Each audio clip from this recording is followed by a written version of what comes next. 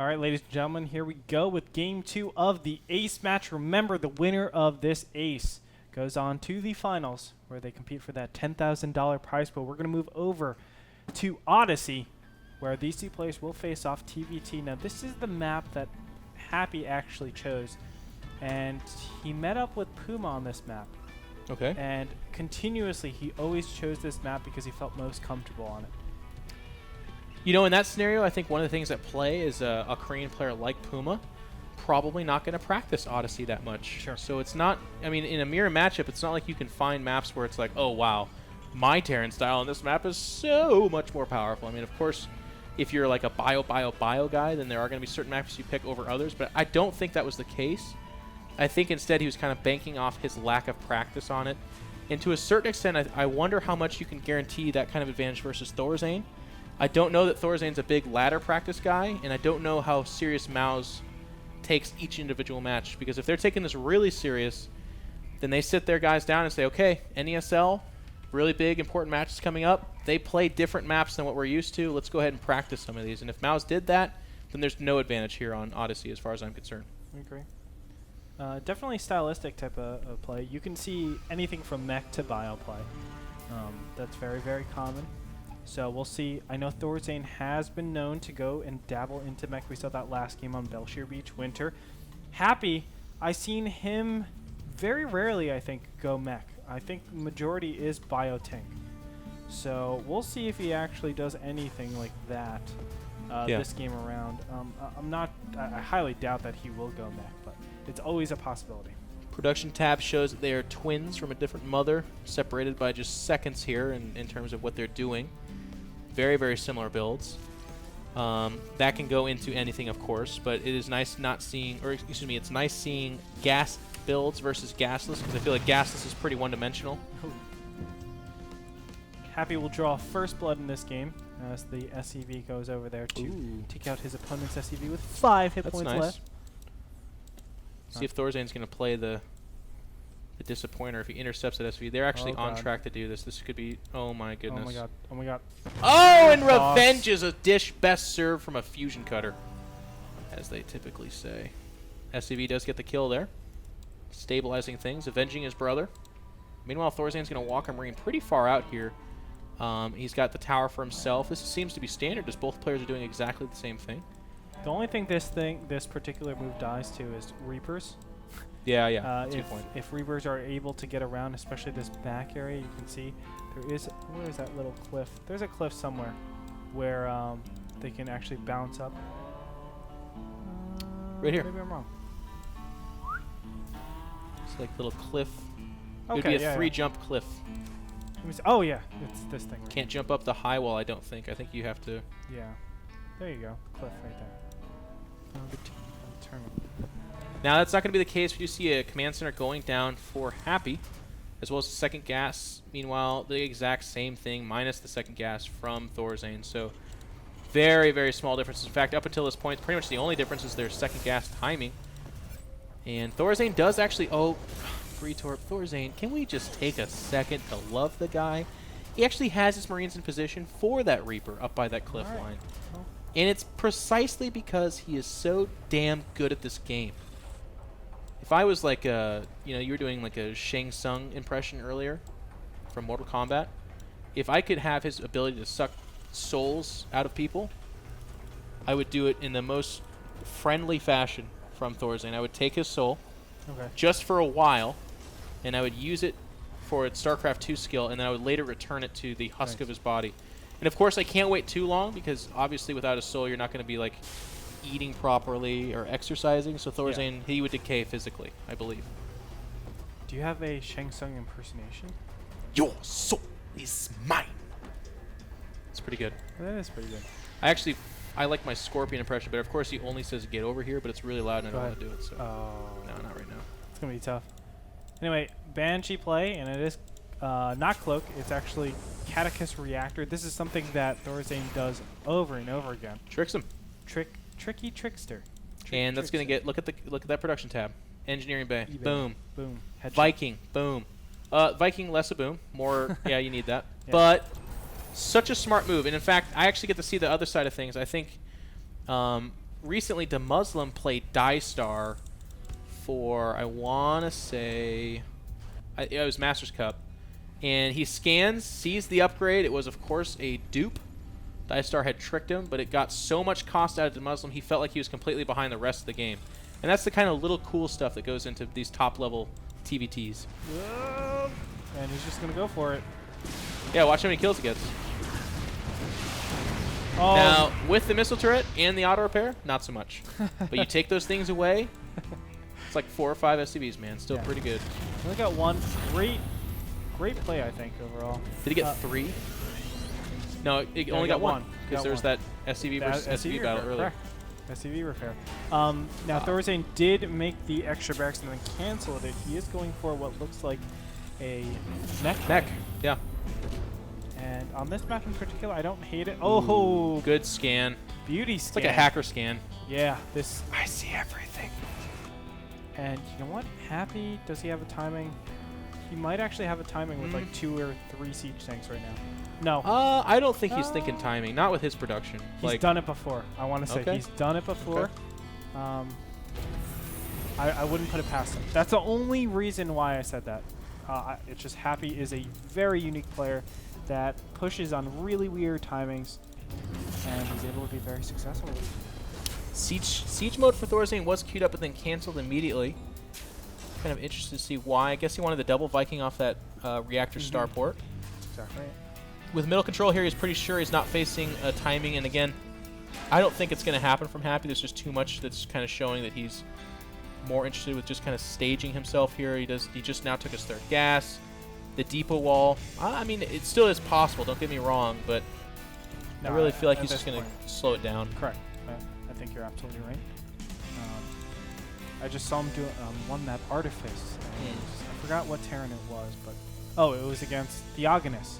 Okay. It was against Theogonus, and it was 3 siege tanks off of a fast expansion, and he just pushed out.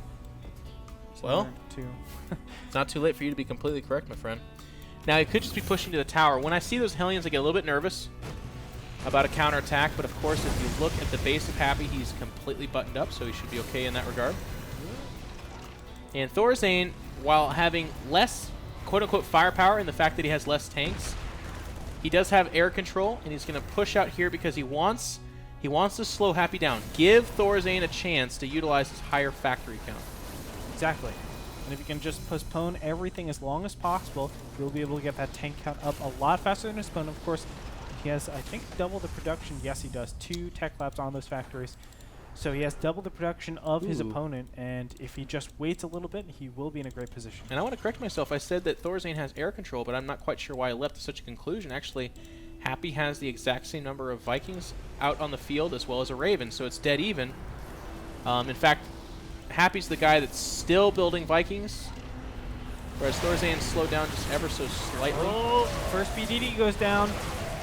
And it looks like, wow, look at that. Happy is actually taking the advantage in air. I don't know how he did that. 1 Viking was landed by Thorazane prematurely, and also I think the first volley went to Happy as well as mutually exclusive, well, not mutually exclusive, but both those PDDs going down meant that there was kind of a wash. Thorzane's going to lose the first siege tank. He needs to be careful. Retaining that siege tank is probably, the siege tank count is probably the most important thing you can do. When you are going mech, you don't want to be in a position where you're on equal siege tank counts, especially if you're going against bio, because it basically says, I can do anything I want with my bio because my siege tanks. Oh, bad rally. 2 Vikings go down for free. Now, if I could be a little bit critical and just kind of general advice for Terran players watching, I think this is really cool. You'll see a lot of Korean Terrans actually have 3 or 4 SCVs with their army, just in general. It's not any kind of all-in. It's not kind of any big push. They're just on auto-repair. And little things like this Viking at 13 health, this other one at 41, or any kind of tank blast on your own tanks, repairing those guys does so much to maintain your advantage as opposed to, or actually sometimes secure it. Yeah. And it's not too hard. You just group it with an SCV and then all of a sudden just tab over. You can do shift tab and then right click auto repair. It's the easiest thing ever. A little bit of a Hellion counter coming over here, but Happy's actually already in place to defend this. They are still just red flame, blue flame, not yet complete. If you look, do you know how many harvesters he killed? How many? 0. LOL. That's actually hard. I'm not quite sure how that happened, but it did. Well, Thorzane, you know, honestly, he's not looking too great. If you look at that units tab, 9 to 6. 9 siege tanks to 6 siege tanks. You should He's not looking great, but he's taking a faster 4th. And if he's able to hold it with just good positioning, while he doesn't have air control, that's a really good start to the comeback, okay? Okay. But I don't think he's going to get there. Nope, he's out of position, so this command center is actually going to get canceled in the last second. Oh, God. Don't bring your Vikings over here, please. That would be bad. Thorzane's scouting, kind of seeing what's going on. He does have a lot of Hellions. But if you look, Happy actually... Oh! Ooh. Did that kill a tank? No, the Hellions were able to, actually. Oh, look at him spotting. Such good play. Thorzane has to use scans. He doesn't have air control, so he can't actually use spotters. One random Viking shows up. What the hell are you doing here? Oh, that is Happy. What? He's hold positioning. Nice job. Wow. Oh, he still gets it. That's a really common thing that you will do against, you know, siege lines, your opponent's siege lines. You want to be able to actually force them back, unsiege the siege tanks, and then it gives you a little bit of ability to actually push forward. It's a really nice play. Thorzane's building up that Viking count. He actually is ahead in health. He's waiting, and his Raven has 200 energy, so actually Thorzane could do a huge, huge switcheroo on Happy. Happy's been like, well, you've been losing Vikings. I haven't seen him in forever. Surely you're not still making them. But Thorzane's really going for the lead here. Actually, he could push in right now and kill with Vikings. There it is. PDDs go down for both these players.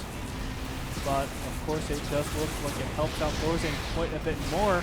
The PDDs will die over here, and it will give the spotting edge over to Thorzane now. And he wins by a large margin. Just 5 Vikings out for Happy. Happy's, of course, going to start rebuilding for that seesaw effect you were talking about earlier. Of course, in this case, it's going to be Vikings. But with that spotting, there's the option for these tanks to go ahead and get some shots. Meanwhile, we have harassed 12 o'clock. And actually, once again, because 2 tanks were left behind, which is like a really serious investment in defending this, they're paying off. That's exactly what he... 3 Harvesters died that time, actually. It's a little bit better, but still not too crazy. Now, I think Happy can actually push up on just these 4 siege tanks. It's not that many. Now, additional siege tanks will be coming over here, but I still think with the siege tank count that Happy has and the Marines and Marauders, he can bulldoze this very easy. I think Thorzane actually overinvested into Vikings and to leave himself pretty open, seeing that so much gas is going away from, you know, that ground army.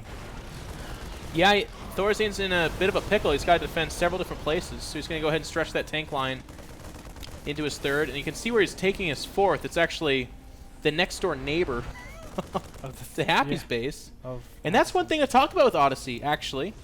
If you take certain positions, where the heck do you expand? I mean, this looks silly, but what other choice does he have? That's one of the coolest parts about Odyssey. You really have to plan where you're actually going to commit your units to, because Happy, I mean, he's been pushing down in the bottom middle, and I like that. He's like stopping the 4th. Now all of a sudden he's able to take his 4th because his opponent's defending, and now there's no great positions. I mean, that's why Thorzane and just overall unit, position is really important on this map in particular, because you really need to commit them to the most intelligent areas if you want to play on into those enemies. Now Thorzane is going to back away and take his natural 4th, and by natural I mean that in the literal sense, it's the intended 4th base. But Happy is not going to let him do that freely, shoving over with his entire army. It's kind of a race to position. And I got to give the advantage to Happy, especially those Marauders moving in. He might try to go for it. That's a lot of tanks behind those front tanks, and we're going to have our big engagement. Happy might have secured for himself the winning position, but the Vikings of Thorzane shoving off those anti-air units. And now it's going to be Thorzane. He's actually 2 Banshees away from being able to shove this entire attack back. That's something that's really missing from his play, in my opinion. Yeah, that's what he needs to transition to, in my opinion, because he's not really utilizing his advantage, which is, of course, that air dominance. Normally, when you have air dominance in the beginning stage, it only really empowers those siege tanks. When you get later on, you need to add some sort of Banshee or Battlecruiser. Or Battlecruiser, yes. But we can see Thor's out on the way for Happy. Happy's content with just sitting here. Yeah. He doesn't care, man. He Of can course. just sit here, deny the fourth, say, I have my fourth. Who cares? And just Drop play at 12 o'clock play now. attrition. But again, he has A little bit more siege damage to that tanks. Harvester account. Yeah, siege tanks in position. That's awesome. He also has additional command centers right around the corner. He can, if ever he needed to, he can resupply that very easily. Yeah. It's actually getting to that stage where SCVs dying are not that big of a deal. Oh, wow. Happy is maxed or nearly maxed.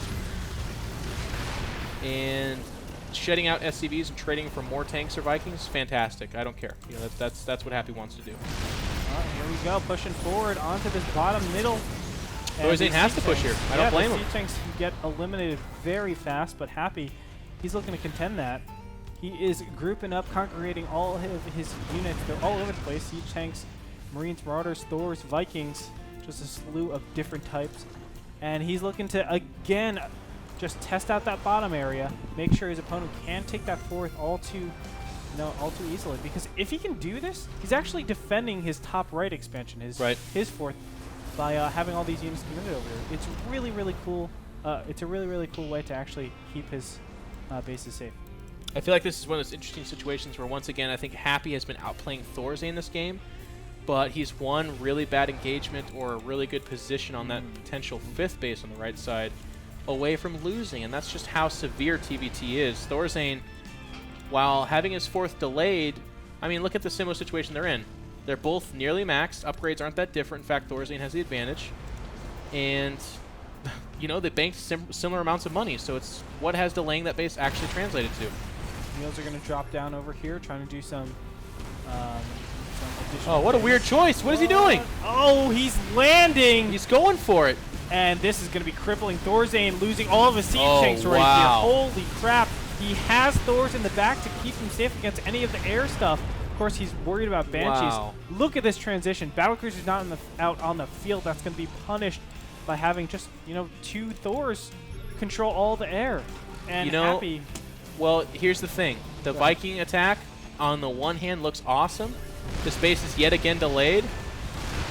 But you add battlecruisers to a superior count of Vikings, and Thors are a really bad counter to battlecruisers. 1 or 2, sure, they don't do that great. 3, 4, 5, 6 battlecruisers, all of a sudden you're getting to a dangerous spot.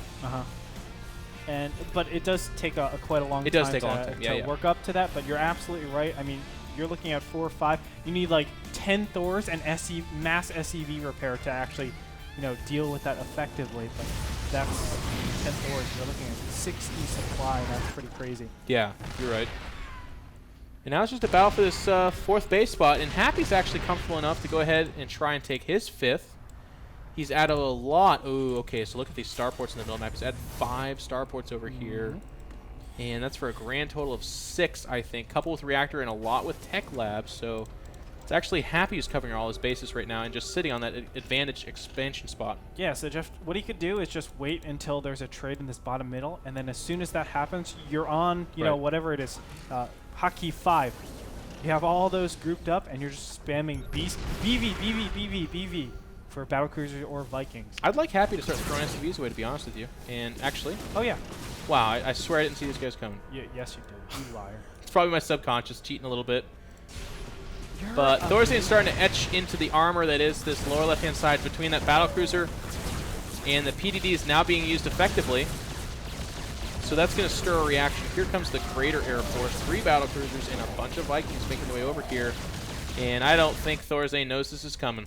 Now let's look at the upgrades on that air. Normally it's really important that you get those. Both of them are actually upgrading pretty fast. 1-1 on the way for Happy. 0-1 on the way for Thorazane. So Thorazane will have the worst end. And this battlecruiser needs to be so careful. It is down to 100 life. Now these Vikings are going to get a couple of pot shots. In the meantime, ooh, Hellions are going to be moving up into this top right-hand expansion. They're going to be hightailing, running it all the way over into those siege tanks over here. The siege tanks will be covered, but you know, if I'm Happy at this position, I don't mind that at all. No, it actually helps. It sounds silly, but he's banked all this money. He's got more orbitals with more energy than he knows to do with. And, yeah, kill 10 SCVs. That's great. That's another battlecruiser or something, you know? And now, I want to say this. Thors, on the one hand, not a great counter to battlecruisers. Fantastic against Vikings because of the tendency to clump up. So, while Thorazane does dislodge this attack, he's got to be really careful about his Vikings wandering into several volleys from his Thors, because while he does have the air superiority right now, no, actually, I misspoke again. That's a lot of Vikings from Empire Happy. Never mind. Yeah. 21 Vikings out in the field, 3 battlecruisers, 4 Thors against what is the air superiority of his opponent. You got 19 Vikings, 2 battlecruisers, and only a single Thor. So Happy 1-1 armor for yeah. upgrades for Happy in the air versus just 1 armor for Thorzane. Now, if you look at that production tab, 1 attack is about to finish, 2 attack is about a fifth the way started for Happy. I mean, they're fairly similar, but we do have weapon refit going down. Of course, that's the battlecruiser Yamato gun. Very nice. To seeing, and hopefully we will see that momentarily. But overall, right now, I feel like they're just going to play shark mode. Both these players are just looking to engage at the perfect angle. And here we go. Happy. It looks like he's going to start the engagement over here. And we have battlecruisers and Vikings against just straight up Vikings. Yamato is going to go off on a lot of these Vikings. Thorzane cannot handle this. He's bringing over additional units, but it's just way too much. The battlecruiser and Viking count for Happy. A superior GG comes out.